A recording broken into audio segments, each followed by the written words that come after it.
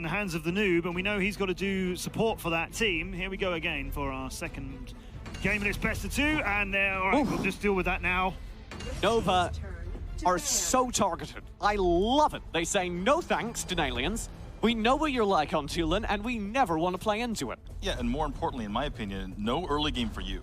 As long as we can make this game go longer, as long as we have more statistical points in the game to where we can dominate you. Now tell me if I'm wrong, but this feels very telling right now. That what we're looking at is what we saw in the first game. We're seeing Nova being targeted, and we're seeing Cream, it feels to me, just going for the big names. Yeah, and it's a losing battle, because if Cream spend all their bans as they are on the big, powerful characters, they cannot get them all, and they get no target bans, which means Nova then walk into the first pick and they say, oh, look at all the powerful characters you've left on the cards. Get their pick of the litter, and they've target banned 3 choices. Well, this is a change. They do go for the teamy, which I certainly agree with, and that was one of the major problems. But look what they just opened up. Richter goes first to Nova. Yeah, but they get a Sephora in response. Cream have more options than previously, and getting Denalians a powerful character is very, very good. Right, this is already looking really good here for Cream, because they have Sephora, and they're putting the Sephora into the Richter, who is a very powerful dive character. Now, I want to see what they follow up with. Are they going to commit to the poke? Are they going to commit to just shutting down this Richter? And I'm also curious to see what Nova goes with in order to counter that Sephora. Did they go for even more poke, or do they try to outplay them with more dive? Nova like to keep themselves lightweight, and that's why they're doubling down. Instead of getting a beefy frontline, they get the Annette for the CC, for the stuns, to slow down the fight and guarantee opportunities for the Telenas to work out the damage from the side lane. Telenas, one of the major heroes that is a pain in the neck if you are Sephora, because Sephora, you want to have your Tide of Life go off when they dive you to force them in a compromising position. If you just poke them from afar, then you're using it in a bad spot. But I like this answer to Telenas. Telenas is what we call a sustained marksman, relying on consistent damage over the course of a team fight. If the Violet can burn down the Telenas in one good burst, that answers them then and there. And on the other side, Nova are going with the Murad once more, and that allows them to burn them down. They're all squishy, Daniel. Yeah. Everyone on Nova Esports is a squishy, lightweight damage character. This means Cream actually have a really good composition and response. They've got burst damage from the Violet, and then they'll now get the Ybeneth to answer. Ybeneth is almost unkillable for the duration of his Nature's Realm. If he can spend that perfectly, and you can see the defense behind it from the Violet, from the Sephora, that is a perfect Fortress composition. I think this game might come down to Murad this time. Last game, they didn't really need him. He just kind of was an extra. The toll is due. Last time, it was just a frosting on the top of the cake, but this time, I think we're going to have to see something from him, because even though he dives, TJ, even though he dives, he's actually kind of a poke hero. He jumps in, uses Temporal Turbulence, comes back. If you can consistently do that to Sephora and to the Violet, then they have this game. I think this looks much better for Cream Esports, though. I really like the improvements they made to the draft, and they followed through what I said, which is this is them drafting for their strengths as opposed to trying to work around Nova. And you can't always be on the back foot, can you? You can't always be thinking, oh, what are they going to do? What are they going to do? Let's try and stop them playing their game. Best results typically come from you playing your game. Yeah. So we have a different matchup, a very exciting matchup here. This Poseidon against Denalian's Scrap in mid is going to feature this time, different scraps. Sephiroth, for one thing, is on the other side. So now we're going to see if Nova know what to do when they're facing her as well as when they're using her. The funny thing about that matchup is that Sephora is such a team-oriented hero that it ends up not really being a 1v1. You want to punish that, but I really like the choice here by Poseidon going with the Liliana because she's so versatile, right? You can target the Sephora, or you can target someone else in the team. She's just going to be good in all manner of situations. I think the power of the Sephora, though, is that they win almost into any burst character, and all the popular mages right now are burst damage focused. If you go in for the full combo as the Liliana, spend Ties of Life on the Sephora, you're invulnerable for the duration, then you can come back and win out the sustained game. I trust Poseidon to not make that mistake. I'm still favoring Denalians in the skill matchup. I think he can step up. Yeah, and you want to see that, don't you? Because Denalians, we'd mentioned this before the game, but we'll just mention it again before we get into the second round. Denalians, we know he's a really good player. This is his opportunity to perform at the top level now, which he's not had. We've seen him be great in contests. He just hasn't been picked up for something like this. So here we are, Valor Series, day one. Denalians gets a chance to show us, can he do it at this stage? It's a rough stage to stand on. Hey, welcome to the Valor series. It's the best team in Europe. Good luck. I mean, yeah, you're going to prove yourself. But, you gotta prove yourself come on. like you say, I think if they can step up here, if this is a good performance for Denalians, well, they've set the table nicely. And remember, this is just the first day of an 8-week season, and we're playing every Saturday and every Sunday. There are loads of games in this season. These 6 teams are all going to face each other in best-of-2s, double round robin system as well. We're going to be bringing you all of these games. They've got plenty of time, but it doesn't mean you can lose your first match, your first best-of-2 and not care about it. There's plenty of time to pick up from later on, though. It's going to be the second round of this best-of-2. Nova Sports, Esports, Cream Sports, Cream Esports. Let's go onto the battlefield and let's see if we can make this 1-1 or whether Nova are going to dominate the first day. Nova Sports, actually, a very successful bowling team. Well, how do you know these things? Cream in the mid lane want to start things off on the right foot. You can see Denalians leveraging the power of already the Sephora to win lane against Poseidon. Yeah, early game, the Sephora actually wins that, even though she's not the greatest early game hero. Just has that nice range to outdo the Liliana in the situation, but that might not matter here. I'd like to keep an eye on the noob for exactly this reason, and so do they. He'll Redwood rush away. I think the noob could be the key to this game, but not if Denalians leaves his protection behind, diving far in, but they kept the brawl going. The noob very low. Coco will dive in. His retaliation finds first blood. He's under pressure now, though, as Hawk comes in. He gets scared away, and Oxy got extremely low, but able to get out of there in time. That was a very messy fight for Green. The noob, like you said, being forced to overextend, and Vex has shown up like a crack in frost. Oh, that beautiful wind cuffs on Denalians nearly took him down, but gets away. Such a good setup, using the Annette for the stuns so that the AoE punish can come through. The Spirit Sentinel doesn't get leash here, which means that it looks like Nova's going to be able to take it, and Vex is just being a nuisance already with those Temporal Turbulence. Did Vex just use that Temporal Turbulence to get 2 minions at once? Yeah, it's just, you use it whenever you can. That is one of the shortest cooldowns in the game, TJ. It's beautiful. Talented will have to play back in the top lane after some initial poke elsewhere on the map. Cream Esports are having to play defensive after that first blood. And they can't afford to play defensively. They need to match the rotations here from Nova. They need to continue to play aggressively, and they're getting pushed around again. This is not good for them. I'd like to go back to what I was talking about, though, and we did see a bit of it. The noob doing a very good job on the front lines. Yes, he had to overextend. Yes, he was the first blood. But you could see already the power of Bennett, even without ult, to slow down these fights, live through the brawls. Never mind. 1v4, you can't live through that. You know, sometimes players like to prove you right, and sometimes they like to prove you wrong, TJ. I'm sorry it had happened to you.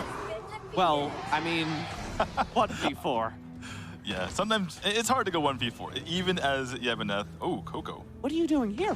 Does Frost know? No, he does not.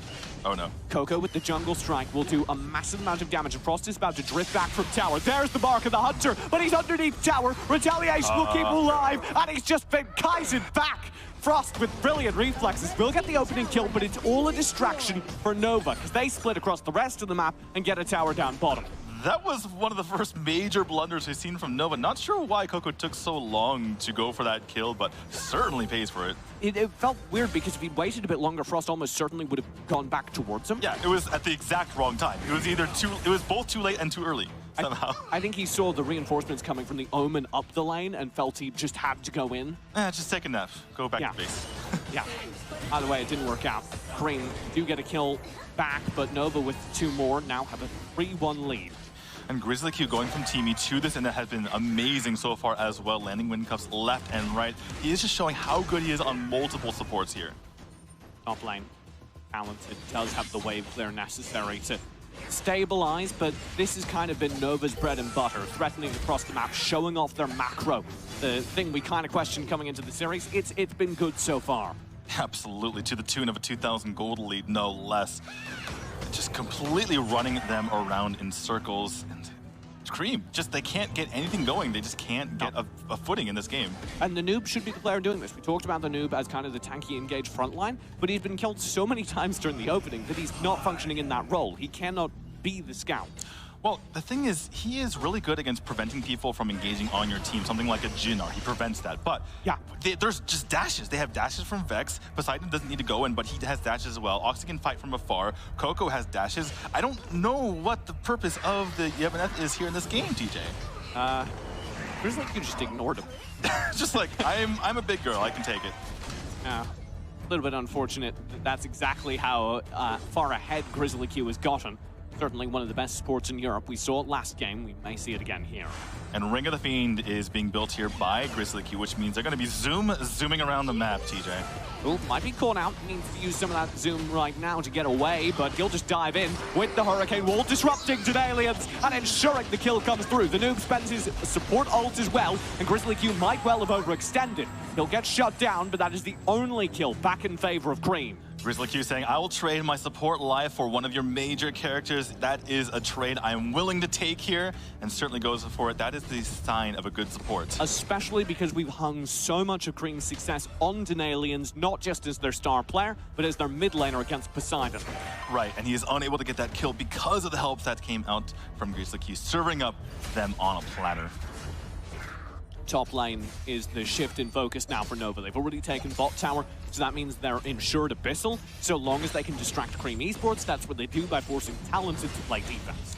I want to talk about the Violet build here from Frost, going with a rank breaker, which means she's going to be targeting the squishier heroes. Usually you want to go for the Muramasa for the front line, but this time we just wants to chunk them down. Full team fight marked in. Mark of the Hunter onto the noob with the Hurricane Ball, but he gets the Nature's Realm off. The lifesteal, it's immense, and it almost turns it round. That shows how tanky Yevoneth can be, how annoying that can be, but unable to fully bait them in. And oh no, Denalians. I told you before the game, TJ, Telenos just absolutely demolishes Sephiroth because she can poke for days. There's a big circle from the Eagle Eye, and if you stand in it, if Oxy is level 9, you will die. You will not survive through that one, and they take another tower. Frost, though, has just been power farming this whole time. You're talking about the Violet build. Do you think that's a mark of hope? Well, she's been farming, but still not the highest. That was a deep intake of breath. Yeah, sorry. She needs to be farmed much more than this, and they're getting even farther behind with his Abyssal Dragon being taken. The thing is, sure, she's been farming, but we haven't seen Vex on the map at all. Vex actually has more gold, and Vex is going to be able to jump onto the Frost in the backline pretty soon here and start being a nuisance. It's very hard to play a fortress composition, a composition protecting your backline damage source, if the player who's most likely to dive can do so without full committing, as Vex demonstrates. Exactly. Right on cue. They have all the tools. This is the same thing as game number 1, playing out over again. They have the backline marksman to take out the front line. They have Vex on Murat to just jump into the backline. They have everything to deal with Cream, and Cream has no answers. Not yet, but I still hold faith.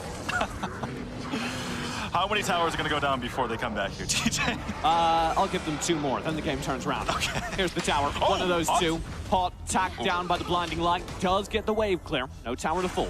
That was a beautiful Wailing Blade. Got multiple members low, but already Grizzly Q just healing him right back up with the Net's passive there. And Nova, ever the split push kings, managed to get a tower for free on the other side of the map. Aliens, though, looks for poke, does find Poseidon with the Wailing Bladed. Spectral Ire, it's Oxy annihilated by Hot. They've got Grizzly Q pinned down as well. There's the water wall, a stun through, and he's got, making it a double kill for Hot in the bottom lane. One of the few times that we've seen Grizzly Q slightly slip up there. He wasn't able to save Oxy or his own life, and Cream finally takes advantage, but they are continuing to hurt there. I don't believe they're going to be able to convert this into any objectives, which means they still are behind. But every kill matters, Daniel. And Cream Esports have just worked back a little bit of gold, particularly killing Oxy, taking him off the map for a while. That does make a difference. Is Hot their best hope now? Very well could be, because of the range of that Naginata Jutsu and that Wailing Blade to be able to set up people on a platter, but unfortunately, it's only been that 2 kills so far. We were actually talking about that earlier today. You were saying you almost consider Ryoma a ranged character. Yeah, absolutely. All of his abilities are extremely long range, but speaking of long range, Coco's a long way from home. Oh, he dukes them! He slides back through the bushes, and they miss him. Death's Beckon, Death's Embrace will land. Coco burned down. Well, while all that's happening, the aggression comes up from Nova. They know they can't save him. So they go the other side of the map. Oh my goodness. Pinwheel, Hurricane Wall for the stun though. He's in a lot of trouble and he will go down. Now actually the push can come through. Oh, but they cleared way. This is a gamble from Cream. They're potentially able to get the Dark Slayer, but at the cost of a high ground tower. Is that going to be worth it? Not if Denalians dies. Denalians does stay alive, and it will be no more than a high ground tower. Dark Slayer comes through. I spoke too soon. Another tower picked up by Poseidon. Base trading, my favorite form of Arena of Valor. But at the end of the day, Nova says, you take some, I take some, but I'm going to take a bit more, get the high ground and the Abyssal. Yeah, I think they were prepared to trade a high ground. They were not prepared to trade a high ground and an Abyssal, because now with the buff in the hands of Nova, you cannot take a team fight. And look at the situation here. Cream is not in the position to take advantage of structural damage, right? They have 3 towers on their side. Nova has 8 towers, TJ. They're not going to be in danger at all from this Drake. No, that's kind of a devastating sign, I think, for Cream, because they needed that Drake to mean so much more than it will. Well, it looks like both teams are not in the position to be fighting. So I'm going to talk about the Telenos build here from Oxy. If you go for the ball slot, oh, never mind, I spoke too soon. Maybe some action up here on top. I don't think Grizzly Q will be too interested in it, but bring him back off as Nova group down bottom. They just want some action, DJ. those wind cuffs. Oh my goodness, Vex is completely sidelined the entire fight. He says, I'll just poke down the tower. And I don't think they can stop this tower from falling. They'll try and summon the Drake. Oh, it's alive, technically. Telenos can just take that out with no minions. Oh, or Vex. That works too. Vex loses a lot of his HP for it, but he was sure it was going to be his. Yeah, his Dark Blessing is fine hot. Oh no! Barely survives, the noob in trouble. Can't even get the ult off. He's burned down. Vex, now the tower's in trouble as Vex dives past it. Frost knocked down to a sliver of HP. 1 high ground remains. Drake down, Nova, they have them on the ropes. Oh my god! Hello, Vex. Welcome to Season 3. He's got to kill behind the tower, and they've got the final high ground to fall. Vex dives in. It's 2 more kills. Only talented left. He's down as well. A complete team wipe. All high ground's gone. And Nova with the first 2-0 of the Valor Series Season 3. Good night there, Nova, to Cream Esports. They controlled that game. The Telenos Murad combo working to perfection. Nothing they could do from Cream. That was absolutely gross, and well, you did say it. Yeah. This was the game where we would get to see Vex, and I think that's a mark in favor of Cream. They made it go long enough that Vex needed to work out a little bit, stretch his muscles, but he did. A 2-0 to our reigning Valor Series champions for Europe. Congratulations to Nova, commiserations to Cream, but something to build upon there, definitely. We talked about how they got into this this series by being in this 7-way scrap for 6th place. After the 2 qualifiers that we had, 7 teams were tied on for 6th place on points, so we had a single elimination bracket to sort them out. Cream won that, deserving to be here, and I think we can expect them to put up a decent fight. Remember, the top 4 from every region of Europe, Latin America, and North America, and those regions are coming up very soon. The top 4 of each of these regions go to our playoff finals. Cream will be looking to be one of those 4. Everybody wants to be. Cream have got a chance of being one of those 4. I cannot stress this enough. There we go. That was a really good performance against Nova Esports. Nova do that to everyone. And the fact that Cream, in both games, were able to get kills, were able to make the game actually a serious game that Nova had to work on, is a very good sign, especially for the 6th place team, the team that should have struggled the most into the World or into the EU champions. Am I just going to be the wet blanket here? Yes. Okay, go on, give us some wet blanket. Because Nova just looked unstoppable. They had so much margin for error. They had the late game both games, which means as they were building their lead, they were building a more massively than even you could tell on the gold or even tower screen, because they should have been falling behind early. You were also saying how squishy they are. Right, when we're looking at that draft, you're like, Nova are really squishy here, but they can damage a lot. Well, that's how Nova likes to play. They have so much skill on all of the players that they can dance around you with all these squishy heroes, and that allows them to just basically control the game. And we definitely saw that here, particularly in the early game. This is where Frost should have been able to step up, but for the second game in a row, it felt like Frost was unable to bring his tremendous burst damage to bear on the characters that needed to receive it the most. Right, he needed to be in there more often than not. This is one of the major blunders from Coco here. One of the sad spots, for Nova, but that was the only thing that Frost had going for him. That was a solid oof, but it was quickly turned around as Coco dived in, and I'd like to highlight Grizzly Q, who consistently started off these fights or interrupted these fights with a sick little hurricane wall. Yeah, consistently giving his life to make sure that his team was able to farm up, able to get those kills, and that worked so well for them in the end. You give up a lowly Annette to help your team out. This wasn't the greatest, perhaps a little bit late with the hurricane wall, but other than that, great play from Grizzly Q. Strong showing for Hot, but, well, it was quickly overshadowed, and if there's one player we have to talk about from Nova, it is, of course, Oxy, who both games here just dominated. Yes, so much damage coming from the backline here. This was just unfair at the end. And, oh my god, this got run over. And you can see that in the stat line as well. 31% of the team's damage on Oxy. Yeah, two really good, strong performances on Telanets from Oxy on those. Vex, we were saying this Vex tax, that's a thing. Well, we've got something interesting to keep our eye on as we go through the series with Oxy now. The toll came due. This was the second game. This was the game that went a little bit longer, and we saw Vex manage to show up towards the end of it. When the Murad came online in the late game, it was causing some trouble behind the high ground towers. So why did he take longer to come into this game than he did in the first one? Because Murad is a late game character. You want your Murad to be out ahead, and you want your Murad to be significantly out ahead. That typically only happens when they've just been focusing on farm for the entire game. Right. It's also a hero that performs better when not only you have a lot of gold, but a lot of map advantage as well. Because as they're stuck in their base, you can use your opponent's monsters against them, get those stacks up, jump in there with temporal turbulence, and they can't even defend their towers because they just can't stand in that space to defend them. It's just that Vex got first blood in the first game, so his Murad was working for him quickly, but I guess that was Cream warming up. That first blood was weird on a lot of levels. Okay. Denalians alongside Talented and the Noob not getting any kills in that game at all. No, rough game for Denalians. A lot of emphasis on mid from Nova Esports. It felt like just bullied him from moment one. He was overstressed because he needed to be the support because the Noob kept getting caught out. Look at their nominal supports, right? Noob dies 4 times, so now only Denalians can save his team. He dies 3 times. They're taking the hit for their team, but their team was the one, I think, not showing up. I think Frost needs to step it up, even though it looks good on the stat screen. We're talking about a lot of people's failings. Just briefly, Oxy closes that game 6-1-3. That is worth mentioning. It's beautiful.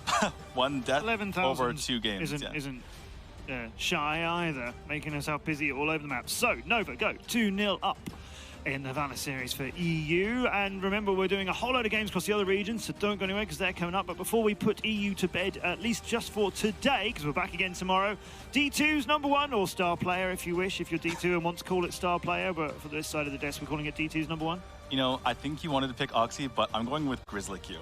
Ah, well, that's a good shout. I think that's a good shout for Grizzly Q.